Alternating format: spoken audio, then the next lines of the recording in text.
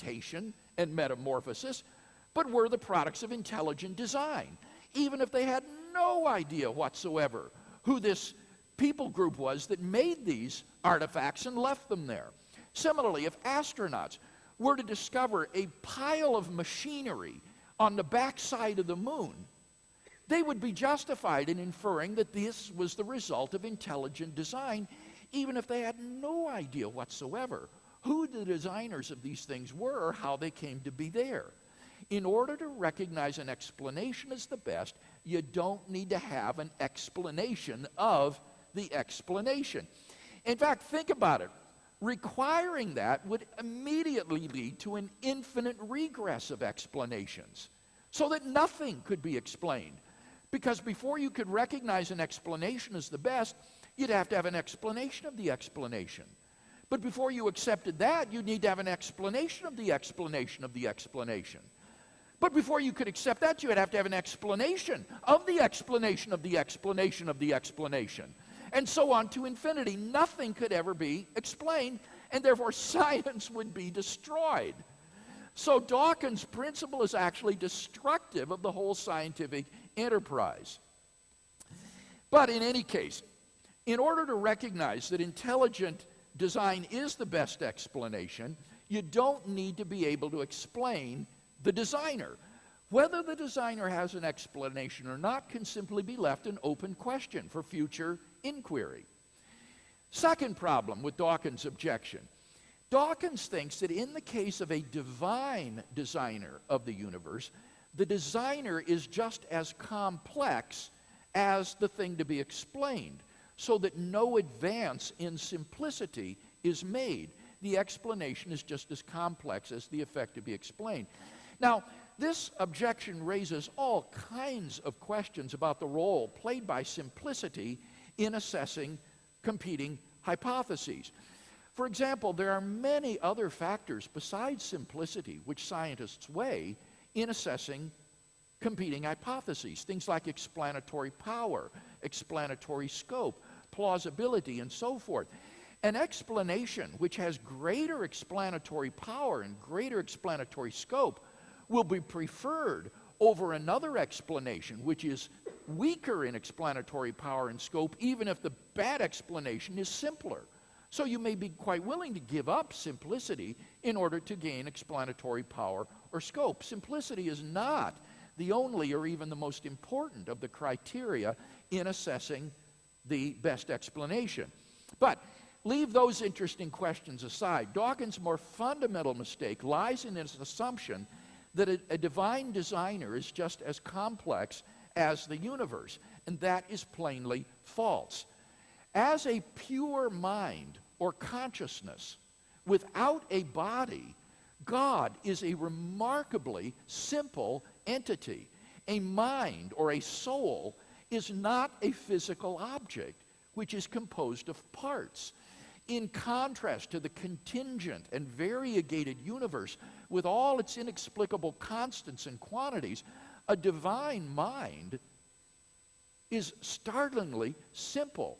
Dawkins has obviously confused a mind's ideas, which may indeed be very complex, with the mind itself, which is a simple substance having no parts.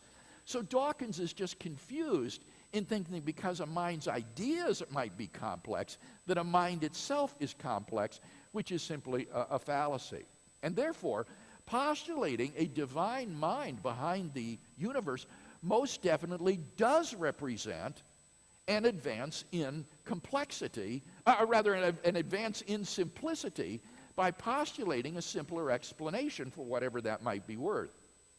So, the central argument of Dawkins' book thus fails to show that the alternative of design is in any way inferior to the many worlds hypothesis. In fact, I have to say his smug and self-congratulatory attitude at this pitiful objection, which he sustains even in the face of repeated correction by prominent philosophers like Keith Ward and Richard Swinburne, is really marvelous to behold.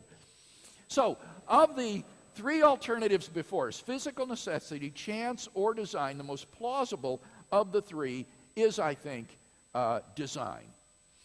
Finally, the last argument to be discussed is the ontological argument. And the version that I've presented comes from Alvin Plantinga. Now, let's simply summarize the argument. It's possible that a maximally great being, or God, exists. A maximally great being is a being which is omnipotent, omniscient, and morally perfect in every logically possible world. 2, if it's possible that a maximally great being exists, then a maximally great being exists in some possible world. 3, if a maximally great being exists in some possible world, then it exists in every possible world. That's true by definition because part of maximal greatness is to exist, pardon me, in every logically possible world.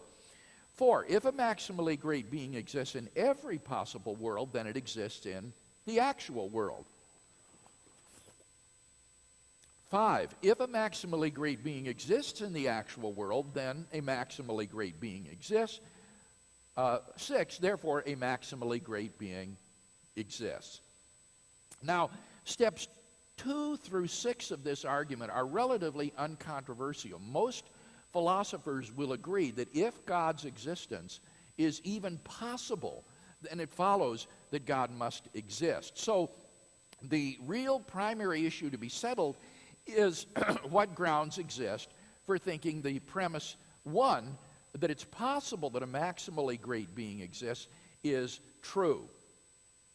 Now, Dawkins devotes 6 full pages brimming with ridicule and invective to the ontological argument. But he does so without raising any serious objection to Plantinga's ontological argument. He reiterates a parody of the argument, which is designed to show that God does not exist. Because he says a God who created everything while not existing is greater than a God who created everything while existing. And therefore, this proves that God does not exist because a God who could create everything while not existing is greater and therefore would be maximally great. Now, ironically, this parody, far from undermining the argument, actually reinforces it. For think about it. A being which creates everything while not existing is logically incoherent and therefore impossible. There is no possible world in which a non-existent being exists. Right? That's logically incoherent. So there is no possible world in which a non-existent being exists and creates everything else. So that his parody is based upon a logical incoherence. Such a being isn't possible and therefore doesn't exist in any possible world. So what the atheist has to maintain is that the concept of a maximally great being is similarly logically incoherent. It has to be like the concept of a married bachelor or a round square.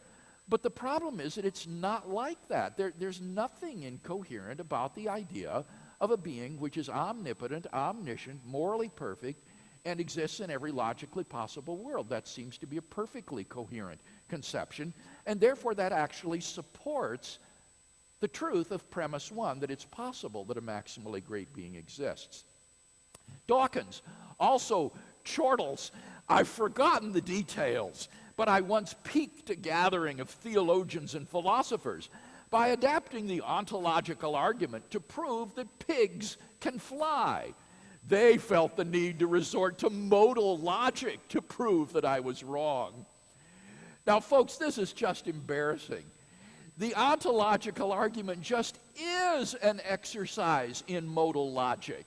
Modal logic is the logic of the possible and the necessary. This just is a demonstration in modal logic. So I can just imagine Dawkins making a fool of himself at this professional conference with this spurious parody in the same way that he embarrassed himself with his flyweight objection to the teleological argument in the face of correction by eminent philosophers and theologians. Well, I'm over time at this point. I'm sure that you can think of substantive objections or questions to the arguments that I presented. But at least I hope to have shown this morning that the objections raised by Richard Dawkins, and therefore by the new atheists in general, to these traditional arguments for God's existence are not even injurious, much less deadly. All right, do we want to take a break now or to have some time for questions?